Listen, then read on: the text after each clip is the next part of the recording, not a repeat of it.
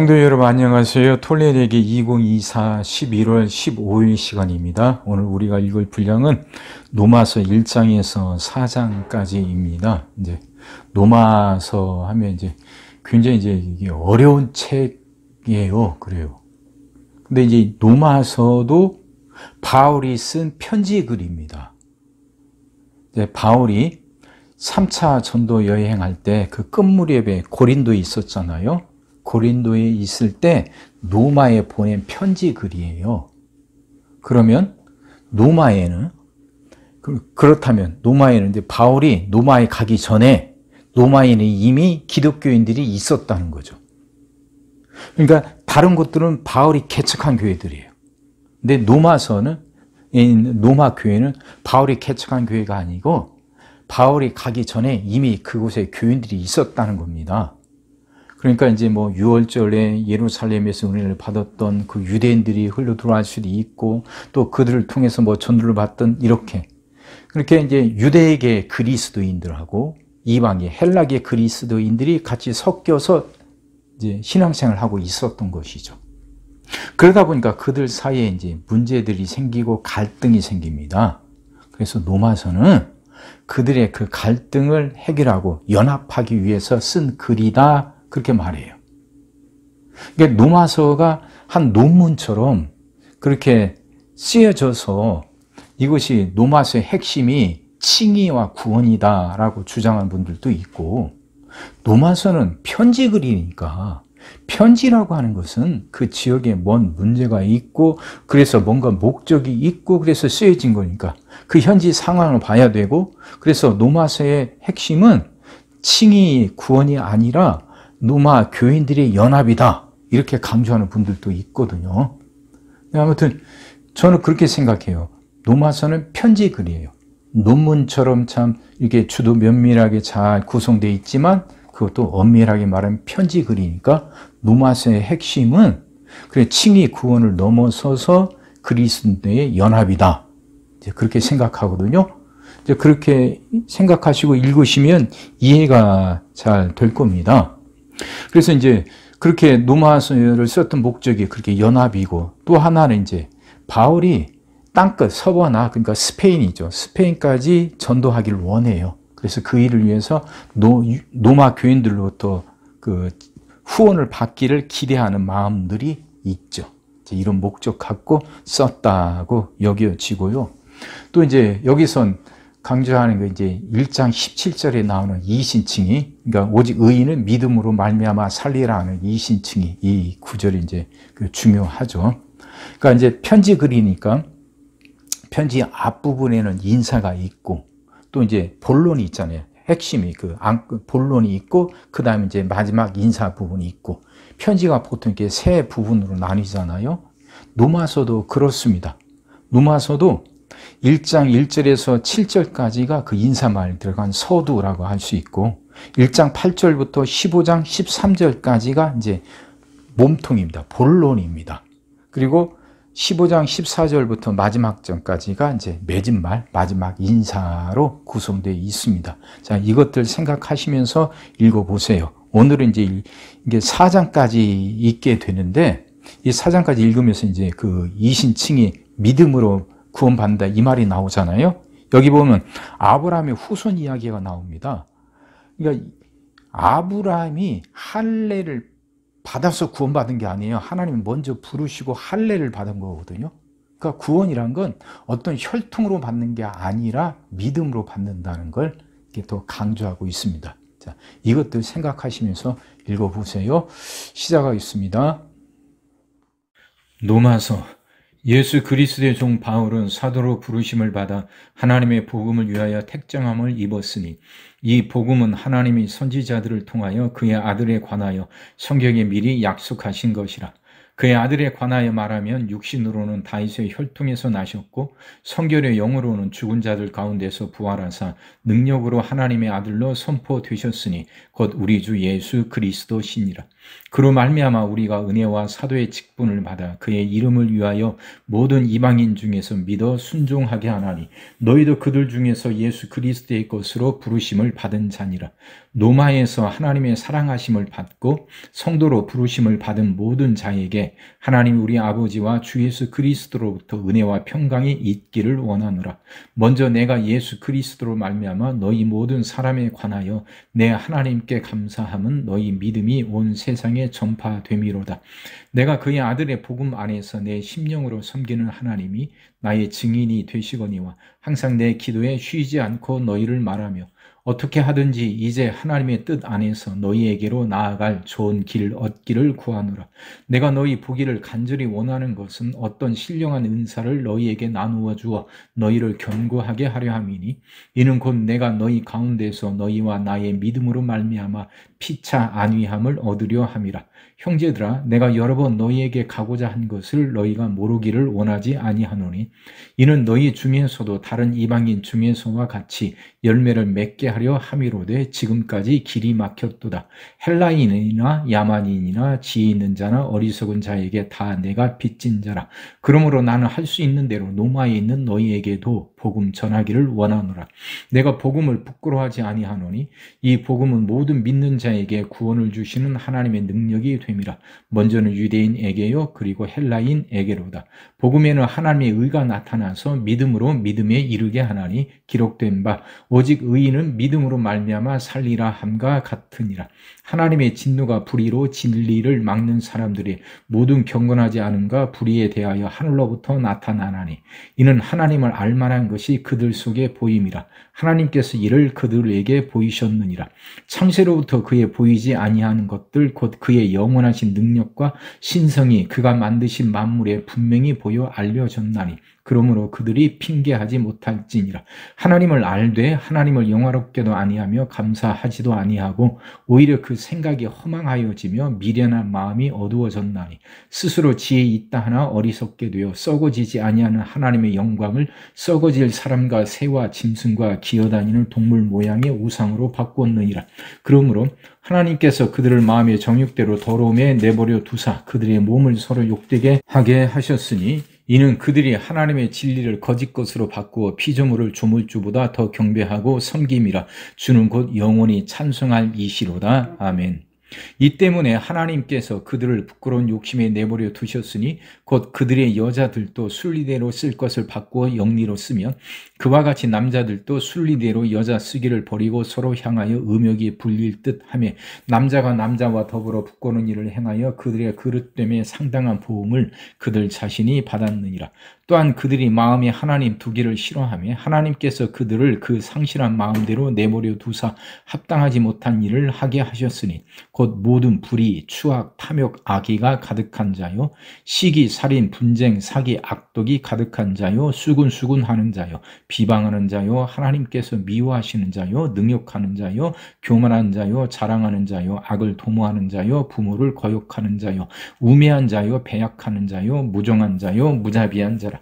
그들이 이 같은 일을 행하는 자는 사형에 해당한다고 하나님께서 정하심을 알고도 자기들만 행할 뿐 아니라 또한 그런 일을 행하는 자들을 옳다 하느니라. 그러므로 남을 판단하는 사람아 누구를 막론하고 네가 핑계하지 못할 것은 남을 판단하는 것으로 네가 너를 정죄함이니 판단하는 네가 같은 일을 행함이니라. 이런 일을 행하는 자에게 하나님이 심판이 진리대로 되는 줄 우리가 아노라. 이런 일을 행하는 자를 판단하고도 같은 일을 행하는 사람아 네가 하나님의 심판을 피할 줄로 생각하느냐. 혹 네가 하나님의 인자하심이 너를 인도하여 회개하게 하심을 알지 못하여 그의 인자하심과 용납하심과 길이 참으심이 풍성함을 멸시하느냐. 다만 네 고집과 회개하지 아니한 마음을 따라 진노의 날 곧 하나님의 의로우신 심판이 나타나는 그날에 임할 진노를 네게 쌓는도다. 하나님께서 각 사람에게 그 행한 대로 보응하시되 참고 선을 행하여 영광과 존귀와 썩지 아니함을 구하는 자에게는 영생으로 하시고 오직 당을 지어 진리를 따르지 아니하고 불의를 따르는 자에게는 진노와 분노로 하시리라. 악을 행하는 각 사람의 영에는 환난과 곤고가 있으리니 먼저는 유대인에게요 그리고 헬라인에게며 선을 행하는 각 사람에게는 영광과 존귀와 평강이 있으리니 먼저는 유대인에게요 그리고 헬라인에게라.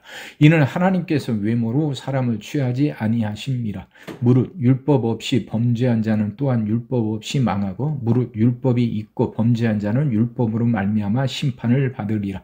하나님 앞에서는 율법을 듣는 자가 의인이 아니요 오직 율법을 행하는 자라야 의롭다 하심을 얻으리니 율법 없는 이방인이 본성으로 율법의 일을 행할 때에는 이 사람은 율법이 없어도 자기가 자기에게 율법이 되나니 이런 이들은 그 양심이 증거가 되어 그 생각들이 서로 혹은 고발하며 혹은 변명하여 그 마음에 새긴 율법의 행위를 나타내느니라. 곧 나의 복음에 이른 바와 같이 하나님의 예수 그리스도로 말미암아 사람들이 은밀한 것을 심판하시는 그날이라.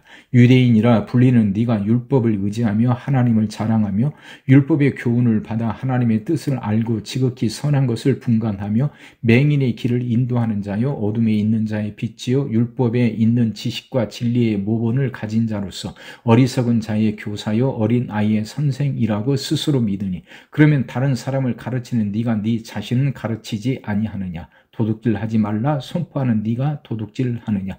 간음하지 말라 말하는 네가 간음하느냐. 우상을 가증히 여기는 네가 신전 물건을 도둑질하느냐. 율법을 자랑하는 네가 율법을 범함으로 하나님을 욕되게 하느냐. 기록된 바와 같이 하나님의 이름이 너희 때문에 이방인 중에서 모독을 받는도다. 네가 율법을 행하면 할례가 유익하나 만일 율법을 범하면 네 할례는 무할례가 되느니라.